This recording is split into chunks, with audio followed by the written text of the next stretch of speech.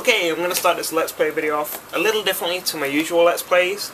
The difference being that I'm just going to run off a few memories and some nostalgia from when the game came out and how I came about the game myself.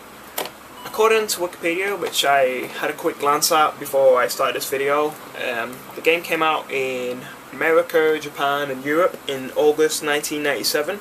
Although personally I don't remember seeing it in August 97 over here in the UK, because I mean back in the day I used to go to Electronics Boutique a lot to just hang out and check out what games are coming out and stuff. But I mean it's very possible that I just wasn't using my eyes at the time or something, I don't know. But personally I got the game in September 1997. What it was is that year me, my family and my sister, we went to Florida, and I used to read N64 magazine a lot back in the day because it was really good, dead informative. It was like the first magazine about video games that I truly got into and bought every month without fail.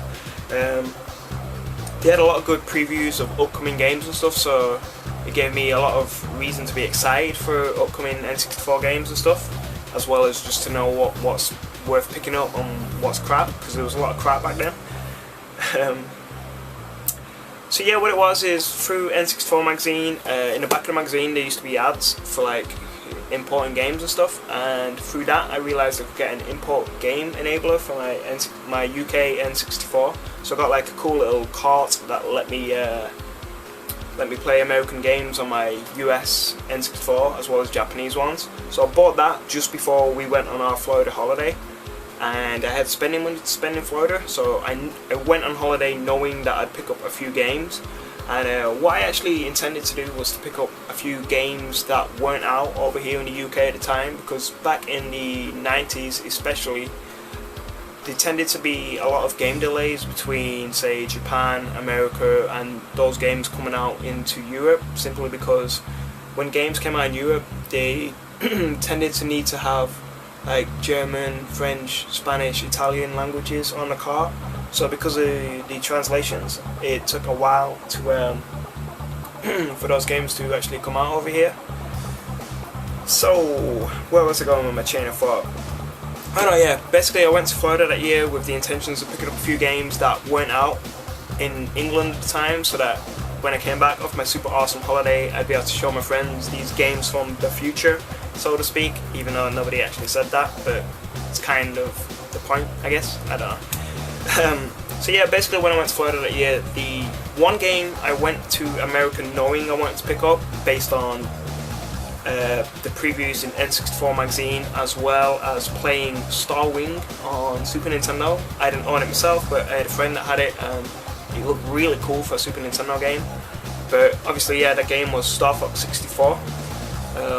I hate the name Lilac Wars, by the way. I've never liked that, simply because I always had Star Fox, so I never had to call it Lilac Wars. It was only called that in the UK, I think, because of some sort of weird European copyright or something, I don't know. But yeah, Star Fox 64, picked that up because the previews look good. Obviously it was an established Nintendo franchise, sort of, and possibly most importantly to my materialistic teenage self was the fact that it came with a rumble pack and a big box, so it looked really cool. But yeah, force feedback in controllers, is standard today, but back in the time it was such a novel thing, and it was exclusive for a limited time to Nintendo consoles. So yeah, I picked up Star Fox without fail. That was awesome. I'm not sure when that came out in Europe, but I was amongst the few people I knew with N64s at the time. I was one of the first people to have it and all that. Goldeneye, again, I'd seen previews of that in N64 magazine, but the thing is that I hadn't seen the film at the time, because the film came out in 95, the game came out in 97. When the film came out in 95, I'd have been 9 years old, and the film was at 12, so obviously I couldn't see it in a cinema. There was no 12A back then, which is a recent rating in England, but I digress. No, I'd not seen the film, so I didn't really have any film hype to push me into buying the game, even though nowadays obviously movie games suck. This is a big exception to that rule. No, yeah, so I mean the previews look good in the N64 magazine, but like even the gaming press themselves back then and even now, to reminisce, nobody could have expected Goldeneye to be as good as it was until you actually play it yourself. That's where I was going with that. No, yeah, when I went to Walmart or Target, wherever it was that I picked these up in America, these games, they did have like a decent like spread of the games. I think there might have been a chart or something, and it might have been top of the chart, or there might have even been like a video, a TV on, you know, showing footage of the game or something. But either way, just brand awareness in the shop or whatever made me think that Goldeneye was something special for N64. So I thought, why not? I'll pick it up. James Bond's cool. I guess I can't go wrong, or at least, you know, it'll be mediocre at best. So either way, you know, I should get something out of it, but little could I have known, you know, just how amazing the game would actually turn out to be. But we'll get into that as I play the game later on. The last game I picked up over there, because I picked up 3 games, and this one was based on just seeing a lot of TV commercials in America for it, and that's Mischief Makers. I actually own this game now, the Japanese version, Go Go Troublemakers, for N64 by Treasure, who made Gunstar Heroes, Guardian Heroes, Sin and Punishment, amongst many other cool games. Yeah, when I was in America watching like Nick at Night and just American TV and shit, there was a lot of commercials for this game, and it just seemed really like quirky and cool and unlike other stuff. I had actually seen a few previews of it in the early N64 magazines back when it was just known as Go Go Troublemakers in Japan, and it did look pretty cool, and like I said, the advert pretty much sold it to me. Oh yeah, that was an interesting thing as well, like in the mid to late 90s or whatever, like Nintendo seemed to have such a prominent, like, I don't know, place on TV in America from what I experienced on the couple of yearly holidays I went to Florida and stuff. Like in the UK, I remember like N64 adverts being kind of rare-ish to a degree.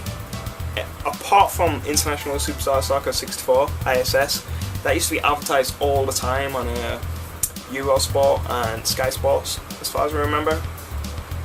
But other than that, I don't really remember seeing that many N64 commercials. And like when I go on YouTube now and check out like cheesy N64 commercials and stuff, they're always like either American or Japanese. Like those countries definitely, you know, took TV adverts a lot more seriously. But yeah, thanks to TV ads, I picked up Mischief Makers, and that is, in my opinion, a really like cool, quirky gem for the N64 that's worth playing, especially if you love 2D stuff. I really wish that would get like re-released on a Virtual Console or even like a HD remake. In my opinion, it'd be pretty cool. But yeah, picked up Goldeneye, came home. I think it might have been the first game that I actually tried to play of the 3 of them, and I remember my friend Didi came around, and initially we struggled to get it to work because I hadn't got the gist, because I think I was just too eager to play things that I hadn't got the gist that on my input adapter I had to put a UK game in the back to get it to work. And so yeah, I was having trouble at first, thinking like, oh shit, I bought a dodgy product and I can't play these sweet games that I bought. But no, we sorted that out, and then popped in Goldeneye and just immediately were blown away. Like, I think the original reason we put Goldeneye in first was because we knew it had multiplayer, and like it said on the box and in the instruction manual, and I'd read a lot of the instruction manual whilst on holiday in America and like on the plane ride home and stuff, as you did back then as a kid. Like, manuals actually meant something and they were cool. Especially if you was like, you know, coming home from the shops with your mom, or like in my case, coming home on holiday, all you could do to get to grips with a game was just to check out the manual in the box and just be in awe of what you could see and read, I suppose. But yeah, I knew it had multiplayer, so I think we put that on for that reason. But before we even bothered with the multiplayer, we figured, hey, let's see what the game's like, put it in one player, and just immediately it just kind of like blew our minds. Like, bear in mind I was 11 at the time, didn't really have any concept of first-person shooters, and in fact, the game actually kind of scared me a little bit at the time, just because it felt so real, as silly as it looks now, and when you see how blocky and polygony it is and stuff. But yeah, just like the idea of like a guard spotting you before you saw him and him shooting first, that really used to make me jump back in the day, and to an extent it still does to this day. I suppose that just it's just credit to the immersiveness that some games can have in you. I'm running my mouth too long, I should just get to the actual Let's Play. I'm sure you've skipped ahead already if you're bored, but yeah, I mean, Goldeneye had such a lasting impact. Obviously, when people are like running top 10 N64 games and stuff, Goldeneye tends to be on everybody's list, if not, you know, top 3.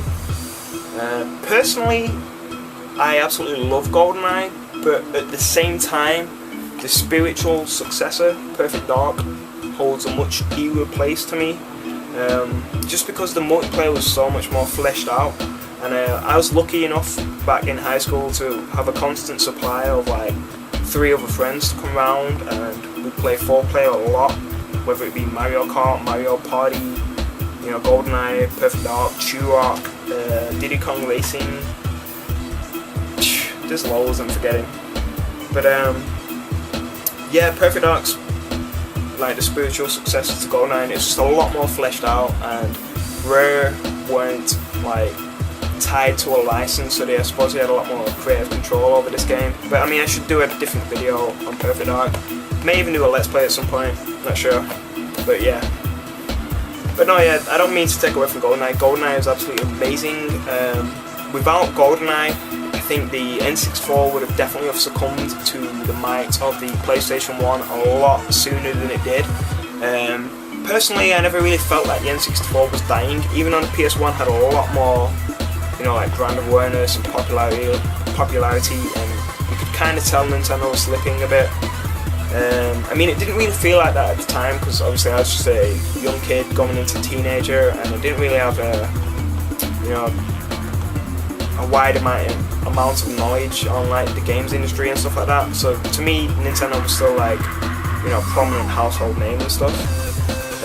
But yeah, the PS1 obviously, as we know, sold a shitload more than the N64, and from there Sony really took off. The PlayStation 2 was remarkable in sales and in terms of what it offered and stuff. But again, yeah, I keep running my mouth. I could talk for ages about video games, so I do, that's why I'm on YouTube, I suppose. But yeah, without Goldeneye, I think it's safe to say that the N64 could have just been, you know, dead in the water, I suppose. I mean, I'd hate to say that, because there's so much about the N64 I love that isn't Goldeneye or Perfect Dark, but in terms of like console first-person shooters, I think nobody can argue that Goldeneye, you know, deserves its name to be spoken and given the credit it's due. So with that said, let's just get around to playing it. It's been a while, but I'm looking forward to it, and I hope I don't suck so much at this game as I do on Kingdom Hearts and the other games I've been Let's Playing recently, I suppose. So yeah, let's get to it.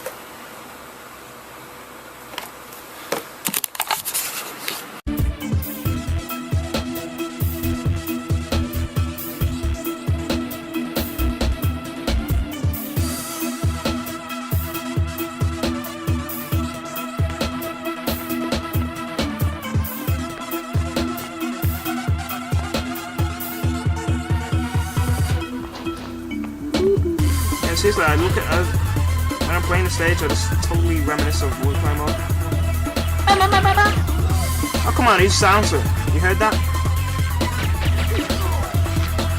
Right in the shoulder. It seems to be the weak spot. Down here, this guy up on the stairs. La la la la la. 2 guys. Nice helmet you got there, buddy. Didn't do you much good, but we'll get it. Yeah, the stage is quite big, isn't it, compared to multiplayer? Ooh, I got a Cleveland's beat car. See, some people complain about the N64 part being like so hard to use. And I've not played an FPS on the N64 for a while. Go on, let's die together. We'll go down together. Whatever. Fun times camping in this room. Like when you had to, anyway. Woo.